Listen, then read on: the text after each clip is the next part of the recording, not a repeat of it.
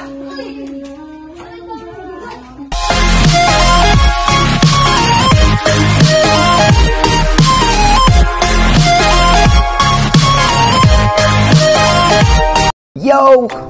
Yan mga kasatsat, bali meron po tayong challenge ngayon.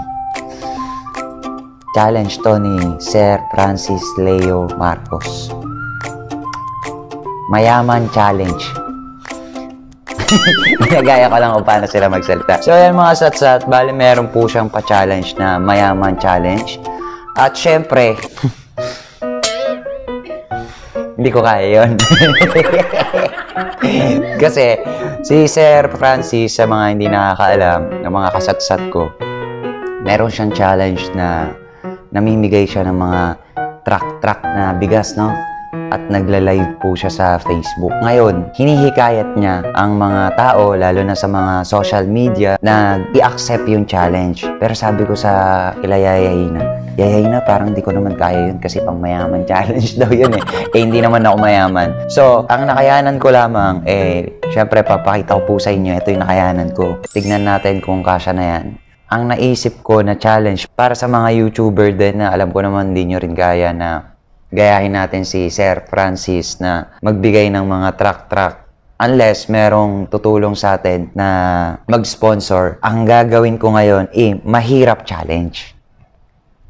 Ngayon, yung mahirap challenge, pwedeng isasako-sako natin, nakasako na pala. Ipaplastic natin yung kilo-kilo lang na ipamimigay sa isang barangay nyo. Halimbawa, sa barangay ko, ipapamigay ko lahat ng tong bigas na yan na nakakilo-kilo, 5 kilo or 3 kilo, 5 kilo sa bawat bahay sa isang barangay. So, ibig sabihin, kapag ginawa mo yan sa barangay mo or kahit hindi ka YouTuber na may kakayanan ka na gawin yun sa barangay mo, gawin mo. Tapos, syempre, i-post mo sa social media.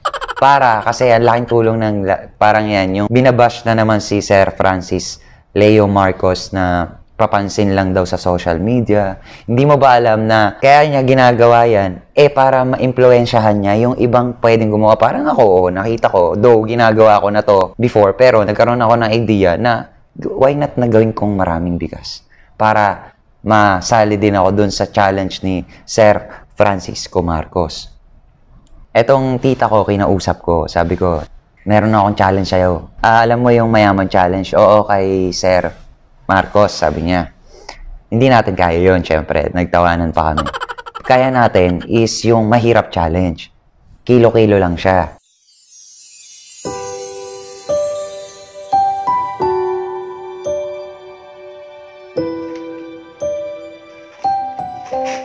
Mga kababayan ko, itong pamangkin ko, hinahamon ako para sa mahirap challenge. Eto na, hinahamon na kita para sa mahirap challenge. Kasi nga di namin kaya yung ginagawa ni Francis Marcos na mayaman challenge. Ito lang ang kaya namin maitutulong sa mga kababayan.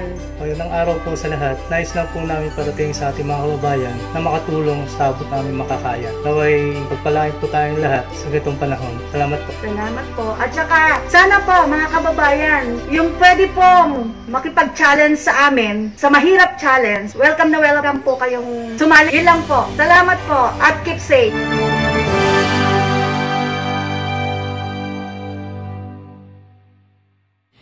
Yo! Ayun magandang araw po sa inyo lahat mga kapatid. At ito nga po, napanood ko yung pang mahirap challenge ni Kit Talents. Pero kahit na hindi ko pa po napanood yun, gusto ko rin naman po talagang tumulong sa barangay namin. Pero bago ko po napanood yun, nauna ko na pong natulungan yung taga-kabarangay namin. Pero hindi totally na bali pangalawang beses ko na tong pagbibigay ng tulong sa kanila. At ayun nga, nakita ko yung ni Kit Talent. So ayun, humingi rin po ako ng tulong sa mga kabaranggayan namin na nasa ibang bansa rin, nasa Israel, yung ate ko na nasa UK, at yung mga kasama ko rin po na sila Ate Letty. Si Ate Letty actually nag-message po sa akin na ayun, gawa raw ako ng GC para itanong sa mga kasama namin na taga-barangay din namin na kung gusto nila ring magbigay ng tulong. So ayun, nagpapasalamat ako kasi nga mas modest po yung gastos ko. Kasi yun nga, nakatulong na ako nung yung buong sahod ko nung last. Tapos ito na naman po, nitong May, ayan. At yun nga, ina-accept ko rin yung pangmahirap challenge mo kasi maganda naman talaga yun. At ayan, share your blessings nga ika nga. Challenge accepted sa pangmahirap challenge mo. At ito na nga, ginawa po namin ng aking mga kabarangay at nagtulong-tulong po kami na ibigay to sa mga kabarangay namin kasi kami naman po meron din kahit konti yun at isi-share din lang namin yung aming blessing. At ayun nga kapatid, Bro Kit Talents, at ito na ang aming lingkod at or tulong sa aming mga kabarangay. At thank you sa iyo, Bro Kit Talents, no. At ayun, nagpapasalamat din ako sa mga viewers na manonood dito.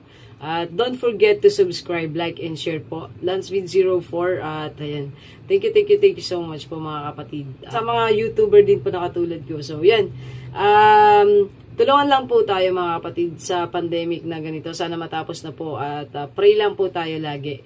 Ingat po tayo lagi dyan kung nasan man po tayo. At ayun, God bless all po. I love you all po. At ayun, at ito na nga po yung ang aming lingkod, ang aking pamilya na tumulong po. At ayan, thank you so much sa aking family kasi nandyan rin po sila na tumulong kahit na malayo kami. Ayun, thank you so much mga kapatid.